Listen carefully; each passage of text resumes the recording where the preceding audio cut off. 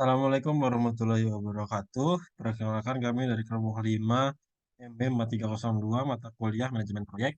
Pada kesempatan kali ini kami akan mempresentasikan laporan akhir Project Visibility dari workshop Barista Berkelas 1.0 by 20 Kopi.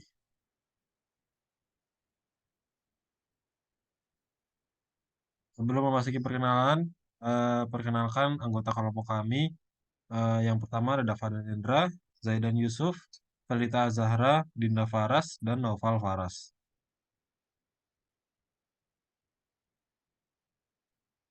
Yang pertama, saya akan menjelaskan mengenai Project Charter. Project name yaitu Workshop Barista Berkelas dengan Project Manager Dapat Nendra, Project Sponsor Vitari Fruit. Kemudian Project Mission yaitu sebuah acara untuk memberikan pemahaman lebih dalam dan lebih detail mengenai fundamental dalam menguasai latte barista. Untuk Project Scope, produknya adalah workshop unik peserta yang akan mendapat sertifikat, hadiah, dan voucher. Partisipan ditargetkan maksimal 15 orang dan edukasi bersama barista profesional. Dan untuk dependencies, yang pertama persetujuan biaya, ketersediaan pemateri, kemudian risk, biaya tidak disetujui, jadwal pemateri bentrok, kemudian asumsi acara berjalan dengan lancar, sponsor, Vitari Food, manajer Davan Nindra, sekretaris bendahara Dinda Farasagita, koordinator acara Novel Faras, koordinator humas Zaidan Yusuf, dan koordinator publikasi yaitu Verita Zahra.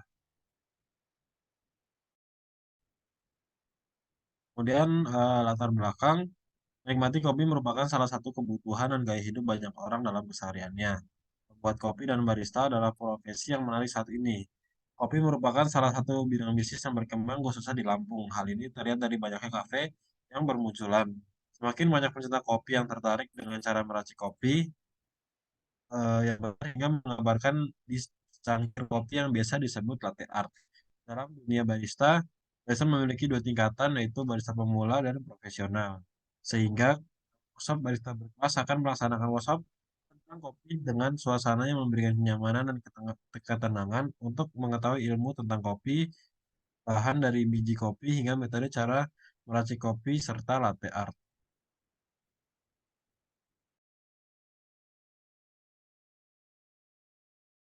Selanjutnya ada tujuan. Yang pertama, memberikan Wah, pelatihan kepada barista yang menarik dan dapat mencerminkan seorang barista dengan peralatan dan fasilitas yang sesuai dan lengkap. Yang kedua, memberikan fasilitas edukasi tentang kopi dan barista yang nyaman dan juga pelatihan barista. Yang ketiga, memberikan fasilitas pelatihan kepada barista yang sesuai dan dapat memaksimalkan kemampuan dalam pembuatan latte art. Yang keempat, memberikan edukasi tentang kopi dan barista sesuai dengan tahapan pembelajaran. Next. Untuk konsep acaranya, jadi workshop barista berkelas ini merupakan sebuah acara untuk memberikan pemahaman lebih dalam dan juga lebih detail mengenai fundamental dalam penguasaan latte art bagi para barista. Workshop ini diharapkan memberikan pelatihan kepada barista yang merupakan fasilitas edukasi untuk belajar yang memfasilitasi tentang seluk-beluk kopi maupun barista yang akan diajarkan oleh para barista trainer profesional dengan kelengkapan peralatan serta teknologi dan fasilitas mendukung dengan suasana yang memberikan kenyamanan dan ketenangan untuk mengetahui ilmu tentang kopi dan juga cara membuat latte art.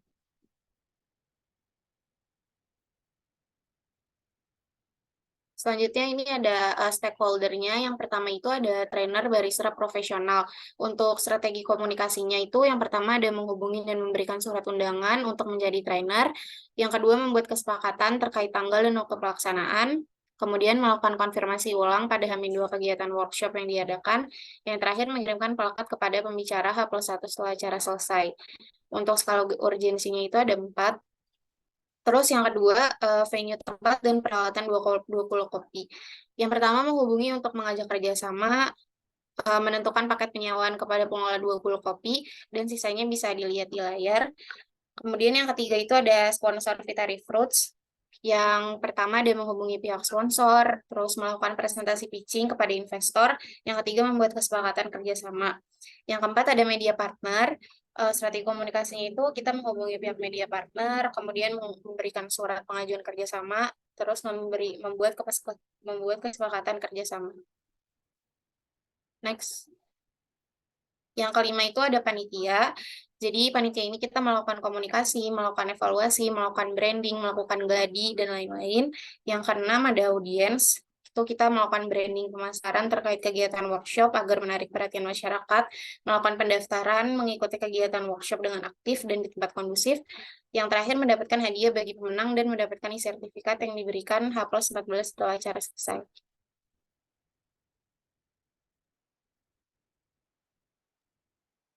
Selanjutnya di sini ada sektor industri, salah satu bisnis yang mengalami perkembangan cukup pesat pada beberapa tahun belakangan adalah bisnis coffee shop. Saat ini meminum kopi di coffee shop menjadi salah satu gaya hidup bagi masyarakat Indonesia. Penerapan model bisnis pada 20 kopi adalah menyediakan event workshop barista sebagai salah satu upaya untuk meningkatkan knowledge terhadap karyawannya terkait dengan cara membuat kopi yang sesuai dengan selera masyarakat dan juga memberikan peluang bagi bisnisnya untuk dapat berkembang melalui event ini. Next. Selanjutnya untuk potensi pasar dan kompetitor, karena 20 kopi ini bertempat di Bandar Lampung dan berdasarkan analisa yang kami lakukan bahwa belum ada coffee shop di Bandar Lampung yang mengadakan workshop latte art. Berdasarkan gambar di samping menunjukkan bahwa 2 coffee shop di Bandar Lampung pernah mengadakan workshop di coffee shop, akan tetapi tidak mengadakan workshop terkait latte art, melainkan mengenai brewing dan basic barista course, sehingga hal ini menjadi keunggulan dan daya tarik bisnis bagi 20 kopi sendiri. Next. Selanjutnya untuk segmenting terbagi menjadi 3, yaitu geografis, karena workshop yang akan kami adakan bertempat di 20 kopi, yaitu di Jalan P. Tirtayasa nomor 57C, Sukabumi, Kota Bandar Lampung, maka segmentasi pasar yang kami harapkan adalah masyarakat Lampung dan sekitarnya. Yang kedua, segmentasi demografis. Dalam melaksanakan workshop ini, segmentasi pemasaran yang kami harapkan adalah untuk usia 18 sampai 40 tahun dengan jenis kelamin laki-laki dan juga perempuan. Yang ketiga, ada segmentasi psikografis, yaitu segmentasi ini didasarkan pada penggolongan kelas sosial, gaya hidup, atau ciri kepribadian lainnya. Workshop ini menargetkan kepada kelas sosial mulai dari menengah ke bawah, menengah, dan menengah ke atas yang memiliki ketertarikan dengan dunia kopi dan latte art. Next. Selanjutnya ada targeting. Target utama workshop kami adalah generasi Z dan milenial yang memiliki ketertarikan untuk belajar dan memahami lebih jauh mengenai proses pembuatan latte art. Untuk positioning ini dilakukan suatu bisnis sebagai salah satu aktivitas perusahaan untuk merancang produk dan strategi marketing. 20 kopi tidak menciptakan positioning, tidak hanya menjadi coffee shop yang menyediakan minuman saja, akan tetapi juga menyediakan workshop latte art sebagai salah satu strategi untuk meningkatkan brand dan market positioning. Selanjutnya yaitu adalah program marketing mix. Yang pertama dari produk latte art atau cappuccino berkualitas tinggi adalah bahan dasar yang dibutuhkan untuk melakukan workshop latte art di 20 kopi. Untuk harga, pendaftaran dari workshop sendiri yaitu berupa sebesar 150.000. Untuk promosi melalui platform Instagram, word of mouth. Untuk distribusi 20 kopi di Jalan Pangeran Tirtayasa nomor 57C, Sukabumi, Kota Bandar.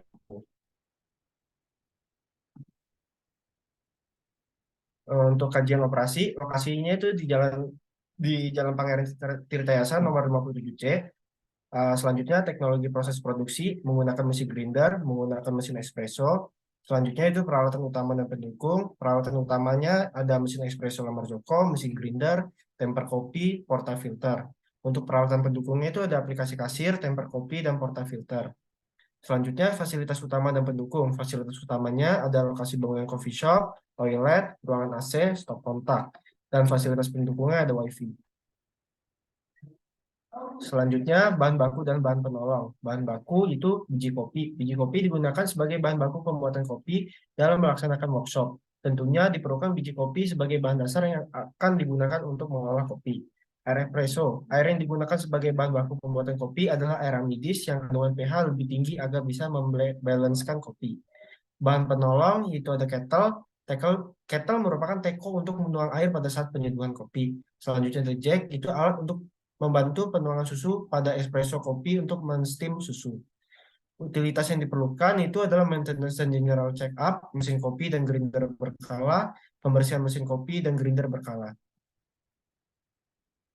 Selanjutnya, analisis dampak lingkungan. Rencana kelola lingkungan atau RKL, workshop barista berkelas 1 melakukan upaya terhadap keselamatan lingkungan dengan mengelola limbah hasil olahan kopi yang dikumpulkan ke dalam suatu wadah pilihan yang telah disediakan. Nantinya wadah tersebut akan dibuang menuju tempat pembuangan sampah. Sama halnya dengan limbah kopi, kami juga mengumpulkan sisa-sisa sampah yang tersebar di lokasi acara untuk selanjutnya dikumpulkan dan dibuang ke tempat pembuangan sampah. Dengan upaya pengendalian tersebut, diharapkan kegiatan acara ini mampu untuk mencegah dampak negatif yang akan ditimbulkan kepada lingkungan. Selanjutnya, rencana pemantauan lingkungan atau RPL. Kegiatan workshop ini berupaya untuk memperhatikan dampak lingkungan dengan cara melakukan pemantauan seperti melakukan pemantauan terhadap kebisingan suara yang dihasilkan dari workshop. Kami memilih tempat indoor sebagai solusi kebisingan suara tersebut. Tempat indoor kami yakni memiliki dampak kebisingan yang rendah terhadap lingkungan sekitar, sehingga warga yang tinggal di sekitar tidak terganggu oleh kebisingan dari acara yang kami adakan. Dokumen RPL berisi laporan hasil dari kegiatan yang akan dilampirkan dan diajukan kepada lembaga instansi, yaitu Lembaga Dinas Perizinan Kota Bandar Lampung dalam bentuk surat izin usaha.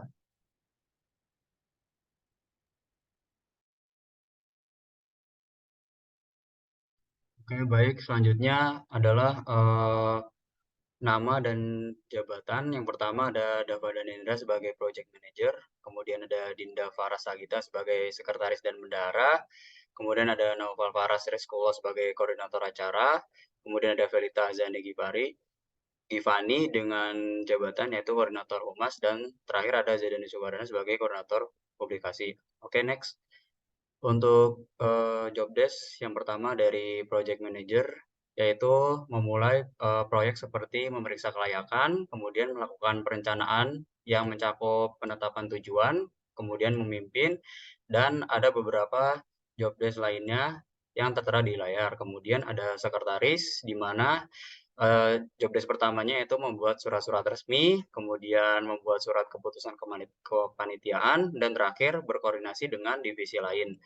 Kemudian untuk job desk dari bendahara yaitu membantu ketua panitia dalam melaksanakan tugasnya, kemudian menyusun rencana anggaran, belanja, kemudian mengelola dan sebagainya yang ada tertera di layar.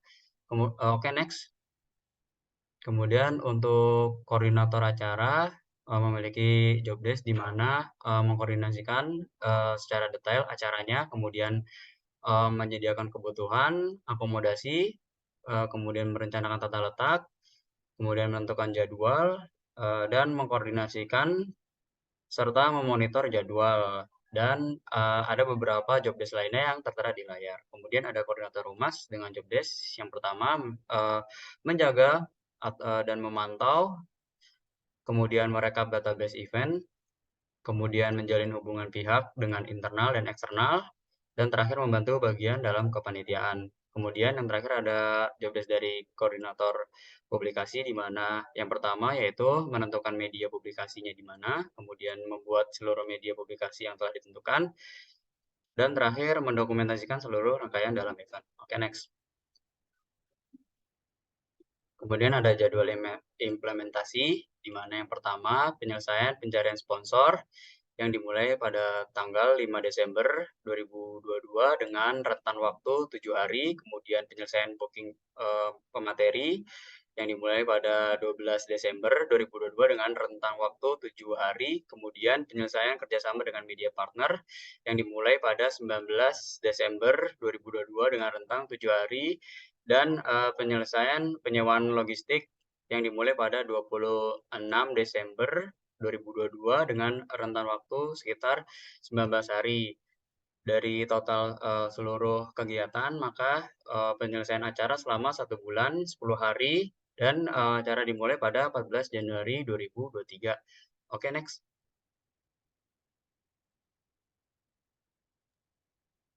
Selanjutnya ada pemodelan keuangan. Yang pertama ini merupakan fixed cost dari biji kopi, air espresso, pemateri, sertifikat, mesin espresso, mesin grinder, temper kopi, portafilter, dan kettle, dengan total 1.085.000. Next.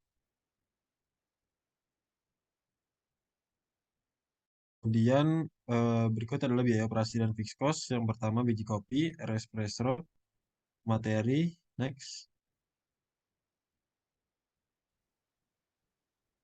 Mesin espresso, mesin grinder, temper kopi, portafilter, dan kettle sebesar 1.085.000. Next. Kemudian terdapat variable cost, yaitu konsumsi peserta sebanyak 400.000, proyeksi pendapatan biaya pendaftaran peserta 150.000 dikali 15, yaitu 2.250.000. Kinerja finansial sehingga didapat modal 1.500.000, pengeluaran 1.485.000, pendapatan 2.250.000, dan keuntungan 765.000.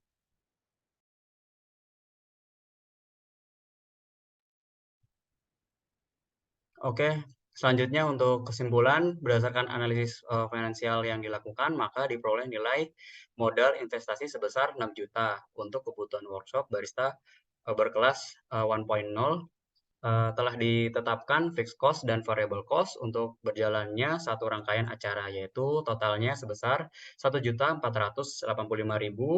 maka diperoleh biaya pendapatan sebesar 2.250.000 yang diperoleh dari biaya pendaftaran, di mana peserta yang akan mengikuti workshop ini adalah sebanyak 15 orang. Setiap pendaftar akan dikenakan biaya sebesar 150.000 dengan perolehan pendapatan tersebut kemudian dilakukan perhitungan return on investment, yaitu rasio uang yang diperoleh atau hilang pada suatu investasi. Nah, berdasarkan perhitungan tersebut diperoleh keuntungan sebesar 765.000. Oke, next. Nah, kedepannya untuk tindak lanjut, maka berdasarkan hasil analisis dan perhitungan yang telah dijabarkan di atas, dijabarkan sebelumnya, maka tindak lanjut yang akan kami lakukan pada workshop ini yaitu menghasilkan keuntungan yang cukup untuk meneruskan workshop. Oleh karena itu, kami di sini perlu melakukan perencanaan jangka panjang agar workshop dapat terus berjalan sesuai dengan harapan yang telah kami buat. Oke, next. Oke, cukup sekian. Terima kasih. Apabila ada salah kata atau salah pengucapan, mohon dimaafkan. Wabillahi taufiq wal hidayah. Wassalamualaikum warahmatullahi wabarakatuh.